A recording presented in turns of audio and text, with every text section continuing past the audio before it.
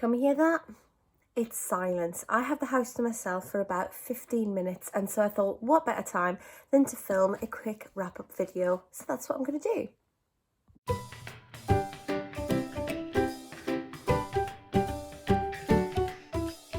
Hi everyone, I'm here today to film a quick wrap-up video.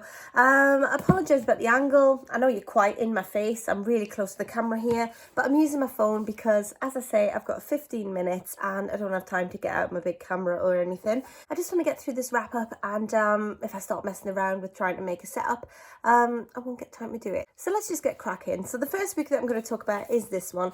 This is Not a Happy Family by Shari LaPena. This was very kindly sent to me by my friend Bridget, and she read it and she enjoyed it, so she sent me a copy, and I also read it and really enjoyed it. I think it's safe to say that Shari LaPena is fast becoming my favourite thriller author. She is fantastic. The way that she spins sort of a domestic family tale gone wrong is brilliant, and I find all of her stories deeply immersive, and I just love them. Do you remember how I said we had peace and quiet? Some fools decide to start cutting the hedges now, so never mind, c'est la vie. But yeah, so this follows the story of Fred and Sheila Merton, I think the last name was. I didn't write it down, but in my head, I think it was Merton. And they are multi-millionaires. And one morning, Fred and Sheila are found brutally murdered, and the millions are sent to go to their 3 adult children. You've got the older sister Catherine, who was quite clearly the family's favourite. She is sort of the biggest success out of the 3 siblings, and she just lives sort of the life that they would approve of most. So you have the oldest, that's Catherine. Then there's the middle child, Dan, who has been a bit of a disappointment to his father. And you have the youngest sister, Jenna, who's a bit of a free spirit, shall we say. She's very into the art scene. She is living a slightly alternative lifestyle, and she's just sort of the wild card of the family. But the 3 siblings are set to inherit all of this money. However, due to the circumstances of the parents' death, and due to the large amount of money that the children are set to inherit, they quickly fall under suspicion of the murders themselves. And what unravels is just a story of the most messed up family I think I've ever come across in a book, and I loved it.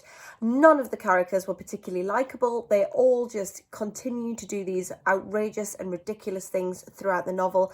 I just loved the unraveling of this family, and I thought I had it worked out pretty early on who was going to be the killer.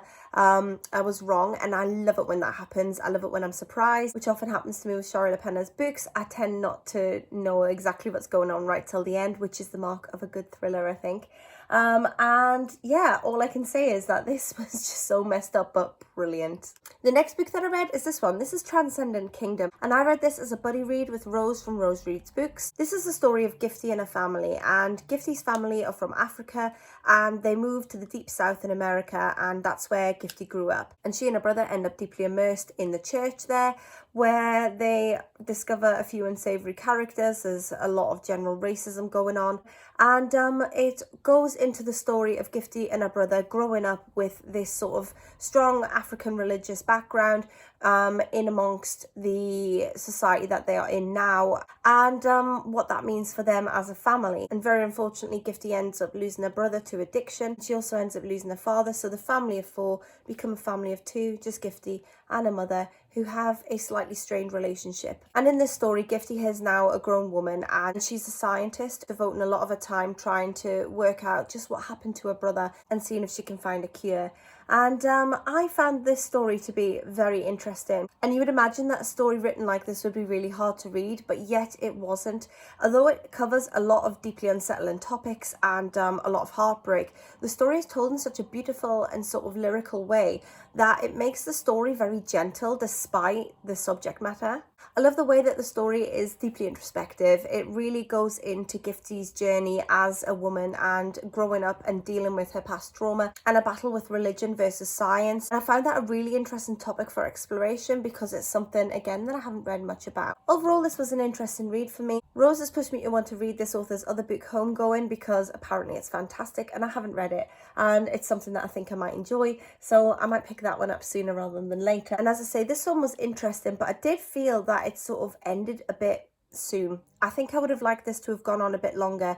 I don't know what I would have liked to be there, but I don't know. I just feel like if the story wasn't fully wrapped up yet, and I would have liked to have found out more about her and her mother's relationship.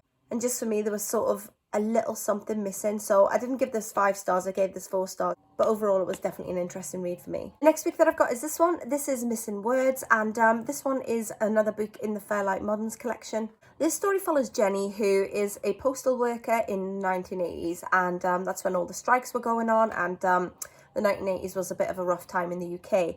And Jenny is not only living in turbulent times, but she is experiencing sort of not the best home life at the moment.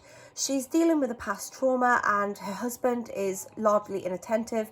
Her daughter seems a bit spoiled and not really listening to what her mum has to say, and is setting off on her own life, a life that her mother doesn't particularly agree with. And she just seems to be living in this world where she's put her all into everyone else and hasn't left much for herself. Yet one day at the post office, she discovers a postcard that has been sent from Australia from someone looking for a lost love.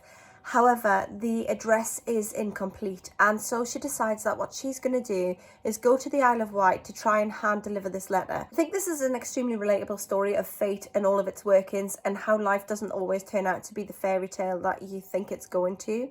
The Isle of Wight setting is absolutely perfect. I found the descriptions of the beautiful landscape really interesting as a backdrop to Jenny's journey into self-discovery and sort of freeing her own soul and just seeing the world outside of her own life. And the beauty that she sees there helps her think about the traumas that she's dealt with herself. And as with all of the Fairlight Moderns that I've read so far, this was beautiful and poignant and just very well put together. The next book that I've got is this one. This is Only About Love, and this is another one of the Fairlight Moderns. And this story follows Fred. Fred is every man, but he's also extremely unique, and he has a wife and children that he deeply, deeply loves, and yet he can't help but risking it all every now and then. Fred's story is told in a relatively short space throughout snapshots of his life through his courtship, his marriage, his journey into fatherhood, and eventually into his illness. As I say, this is a short story, but for a short story, this novella is packed with emotion and emotional impact. It's extremely raw and evocative, and this is a book that will definitely make you cry. It's a story of love, of loss, of fear and family, and everything it is that makes you human. And I really enjoyed this book. It is brutally honest, but also told in yet another beautiful way. That seems to be the running theme with every Fairlight Modern book that I have read. I really enjoy this collection. In fact, I really need to show you my collection. I think I might get that down, and that might be another video that I might do. But yeah, I'd love to know if you've read any of these and what you're reading at the moment. As I say, I tried to film this when I thought I had 10 minutes of quiet, but unfortunately the man outside has been cutting down the hedges. I'm going to go now because my 10 minutes of free time is pretty much over, and I'm going to edit this, put it up, and I will speak to you all soon. Let me know if you've read any of these. Let me know if you're going to, and yeah, I'll speak to you all soon. Bye for now.